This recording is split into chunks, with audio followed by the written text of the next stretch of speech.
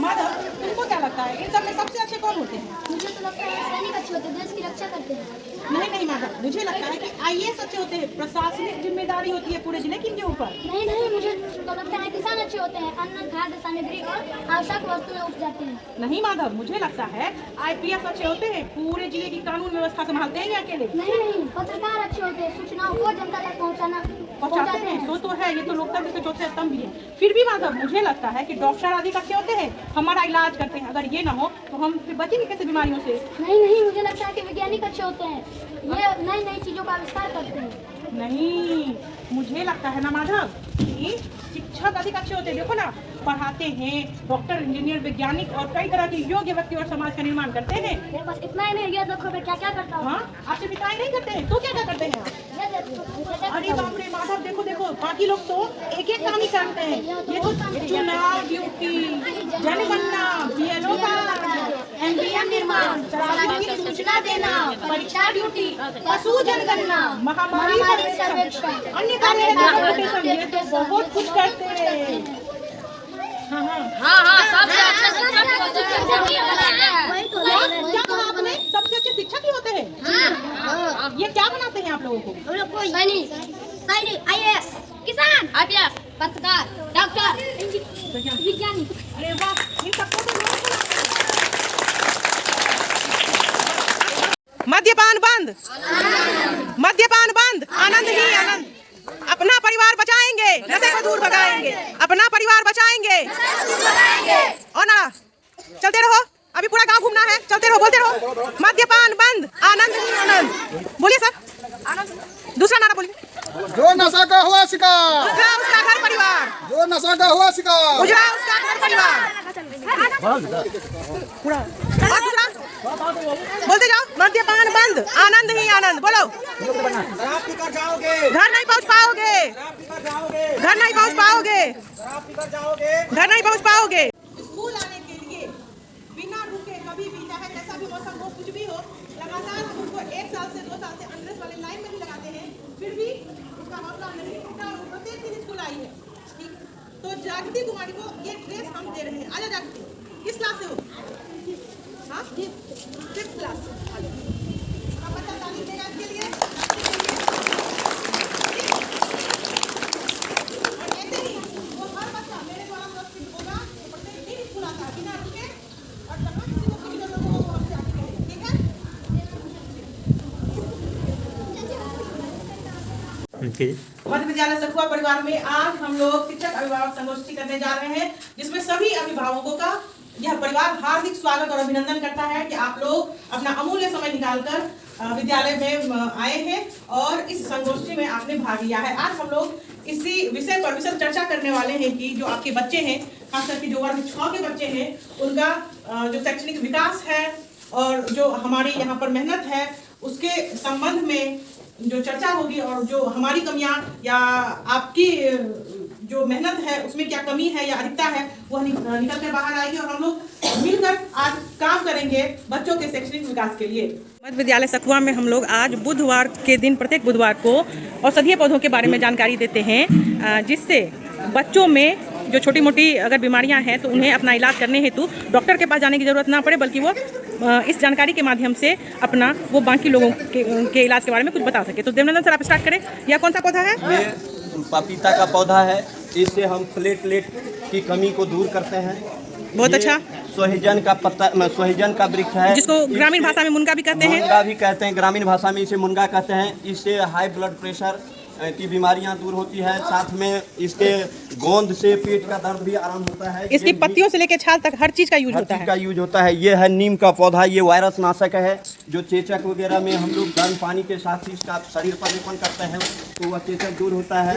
घाव घोस में भी लगाते हैं। मेहंदी का पौधा है, ये है मेहंदी, मेहंदी का पौधा है। यह मेहंदी के पौधा से हम एलर्जी को दूर भगाते हैं। जैसे इसके पत्ते को, सूखा हुआ पत्ते को रात में भीगने देते हैं तो वह पीने के बाद वह जैसे ही लगातार कुछ दिन पिएगा तो उसका एलर्जी दूर होगा। पीकर भी, और इसको अगर सर पे लगाएंगे तो जो सर की खुजली है वो भी खत्म होती है। आपका डैंड्रफ नींबू का वगैरह पौधा है। नींबू के पौधा से खास करके बुखार में जैसे थोड़ा सा शहद और गुनगुना पानी में मिला करके नींबू का रस लेते हैं तो बुखार दूर होता है।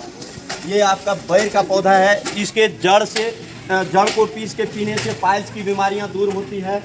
ये केंचू का पत्ता जिसको हम अरिकंचन कहते हैं हम लोग। अरिकंचन भी कहते हैं। इसके पत्ता को अगर हम तोड़ लेते हैं, कोई ऐसा कीट पतंग होता है विषयुक्त जो कीड़ा है, जैसे बिरनी मधुमक्खी पर अगर लगाते हैं तो तुरंत आराम देता है, सूजन खत्म करता है, दर्द राहत देता है। ये अड़हुल का पौधा है जिसको हम लोग गुड़हल भी कहते हैं। गुड़हल भी कहते हैं।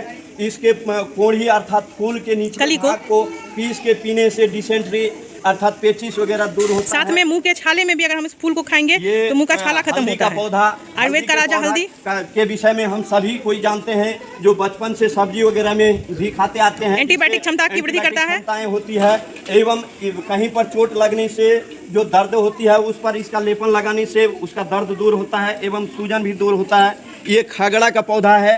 खागड़ा के पत्ता से खास करके उसके रस से हम दांत खाज खुजली एवं कहीं पर कोई किसी को पेट में अगर पत्थर हो गया है तो उसको भी हम दूर कर सकते हैं। स्टोन की प्रॉब्लम दूर होती है इससे। स्टोन की प्रॉब्लम भी दूर होती है। ये मैरीगोल्ड यानी गेंदा का पौधा, गेंदा के पौधा में खास करके क्रोमोस्टेट की क्षमता होती है। अगर कहीं कट जाता है तो उस जगह पर इसका रस लगाने से ब्लड बहना बंद हो जाता है।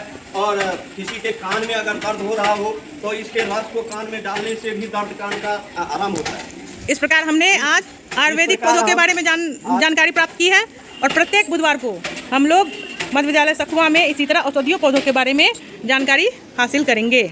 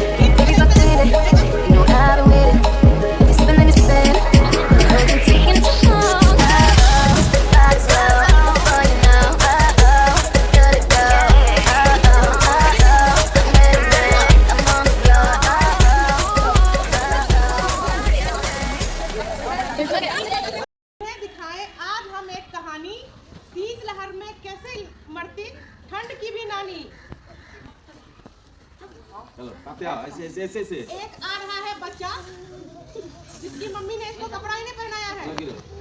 अरे ये क्या हुआ? इसको ठंड लग गई।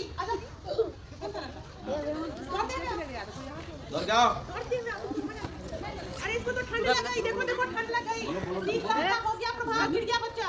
अब ठंड लग गई। ये देखो क्या हो रहा है चंद्र पर। इसके टेम्परेचर को कर रहे हैं हम लोग नियंत्रित। सॉल से स्वेटर से बनाया जा रहा है। जल्दी जल्दी अलाव तो जलाओ कोई। जल्दी जल्दी अलाव तो जलाओ कोई।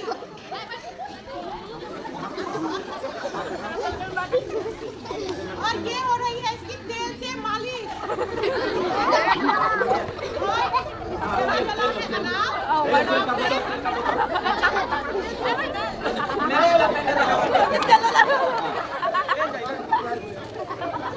जूता पहना हुआ है।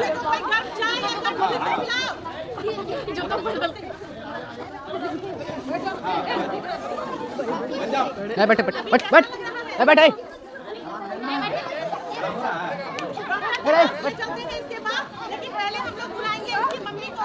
कहाँ है इनकी मम्मी?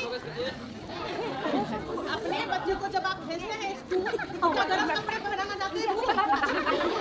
बिल्कुल सभी बच्चों एक बात से रखना ख्याल कि शीत शीतलहर का चल रहा है भयानक प्रभाव, तो हम लोग कहीं भी निकलेंगे, कहीं भी जाएंगे तो पहनेंगे एकदम से गर्म कपड़े, रहेगी कान में टोपियां, मफलर, जिससे बाहरी जो शीतलहर का हवा है वो हमारे पास नहीं आ सकेगी।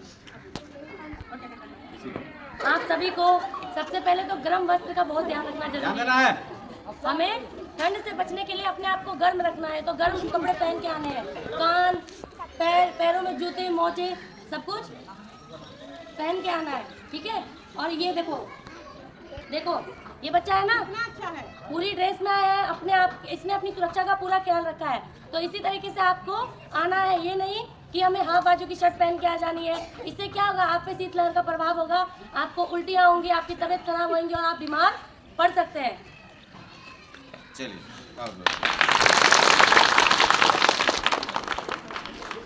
हो जाइए। गतिविधि के द्वारा बताने जा रहे हैं कि अगर कहीं भगदड़ मचती है तो क्यों मचती है, और अगर भगदड़ मच गई तो फिर उसमें क्या सब हो सकता है और हम वहाँ से बचेंगे कैसे। तो हमारे मध्य विद्यालय सखुआ के बच्चों ने एक छोटा सा मार्केट यहाँ पे बनाया है, जिसमें कि सभी बच्चे मार्केट में खरीदार और विक्रेता बनते हैं। यहाँ किसी बात की वजह से अचानक से भगदड़ मचेगी और जो कुछ बच्चे यहाँ पे भगदड़ से बचने का उपाय जानते हैं वो बच जाएंगे, और जो नहीं जानते हैं उनके साथ कोई दुर्घटना होगी। तो आइए हम लोग देखते हैं।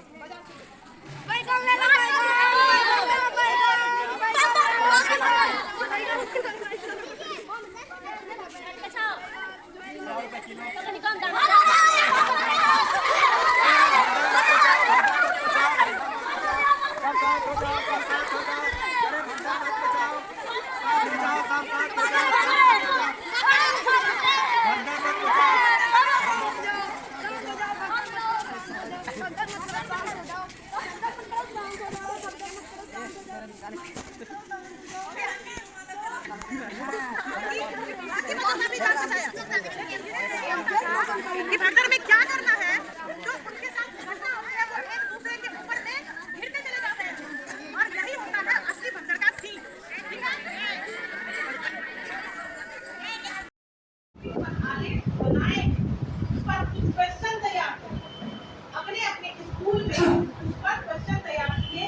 वो क्वेश्चन ऐसा होगा, आप किसी के नंबर सवाल और ठीक क्वेश्चन तैयार करेंगे, कितने नंबर का क्वेश्चन तैयार करेंगे, इसकी संख्या क्या होगी। तो संख्या से मतलब नहीं है कितने क्वेश्चन में आपका कॉन्सेप्ट क्लियर हो जा रहा है उस विषय को लेकर, उस चीज को लेकर। हो सकता है कि अगर क्वेश्चन आप इस तरह से भी नहीं हुए 5 क्वेश्चन में ही सारा क्वेश्चन क्लियर हो, जैसे एक चैप्टर